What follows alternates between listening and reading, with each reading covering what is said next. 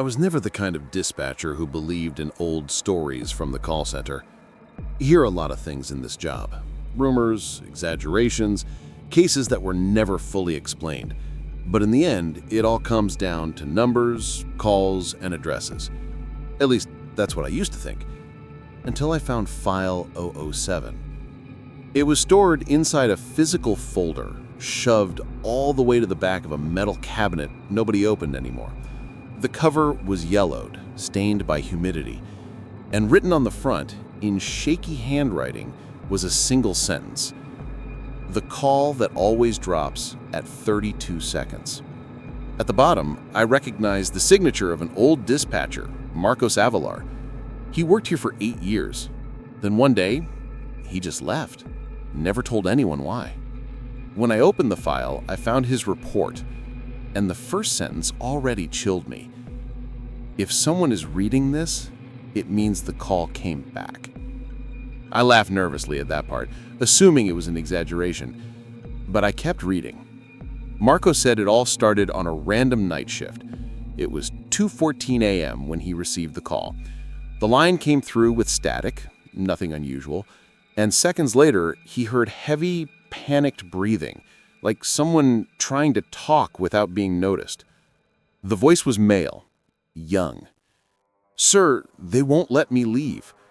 Marcos tried to stay calm, ask questions, confirm an address, but before he even got halfway through the standard checklist, the call dropped at exactly 32 seconds. He thought it was a signal issue until the same call came again the next night, at the same exact time. Same voice, same desperation. "Please, they're here. They won't let me leave." And again, 32 seconds. Cut. Clean. Sharp. He tried tracing the call, but the address changed every single time. Every night, it pointed to a different spot in town. Abandoned houses, empty lots, demolished buildings, businesses closed for years. It was impossible. One night, the location even pointed to the call center building itself. That detail made me stop reading.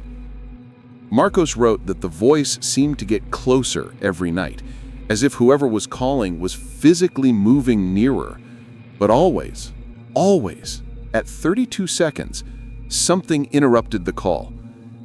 He said right before the drop, there was a second noise, dark, muffled, like wind hitting metal, and then freezing enough.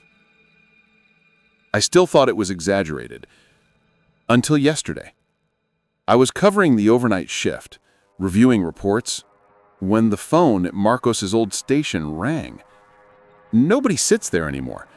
The headset's been untouched for years, but the phone rang anyway. I'll never forget the time on the clock. 2:14 a.m., exactly the hour Marcos mentioned. The display showed an unlisted number, no caller ID, no prefix, nothing. I answered. The static came first. Dark, muffled, like wind hitting metal. Then the breathing. Fast, shallow, terrified.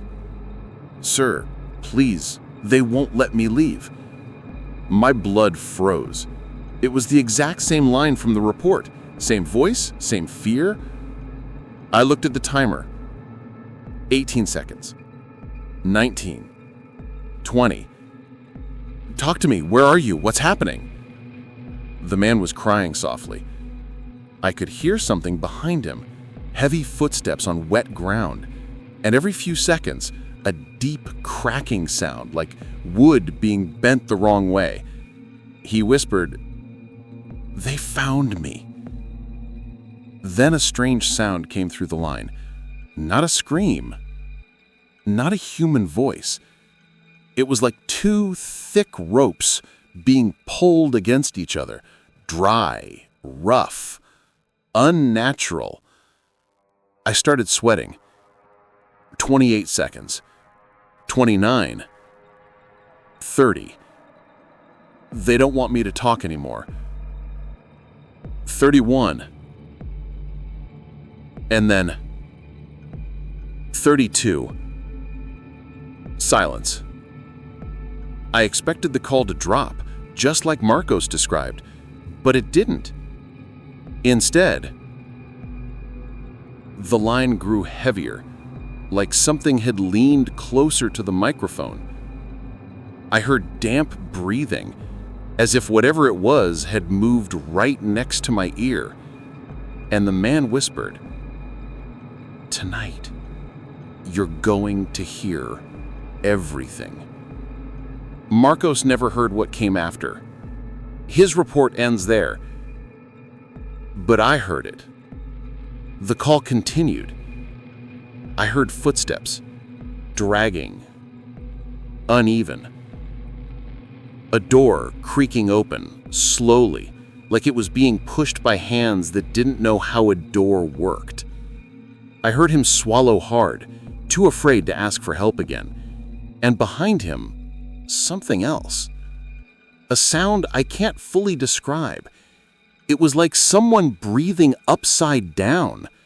An inverted, wet, impossible sound. The man finally spoke again, barely audible. "They came out of the mirror." Before I could ask anything, another noise hit the line. A sharp crack, followed by quick, frantic steps. The man screamed, a short, strangled sound, too brief to be pain. Then, silence. A silence so deep it felt physical. The call didn't end. It just stayed open, as if someone was still there holding the phone, listening to me breathe. I tried tracing the call. Just like the old file, the address changed every single second.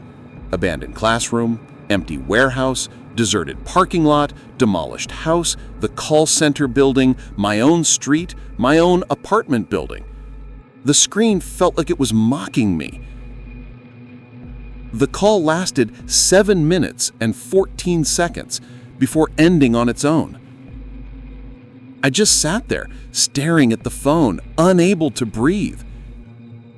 Now, I understand why Marcos quit and why he wrote that sentence on the cover.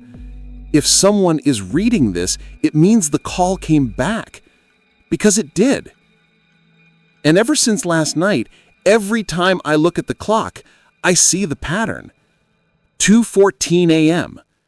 Every single night. I know the phone will ring again. And I know that this time, the call won't drop at 32 seconds. It'll keep going and going until I hear everything. I don't know who they are or what they want or where the call actually comes from, but I know one thing. Marcos wasn't imagining anything. And if you're hearing this file now, it's because they want you to hear it too.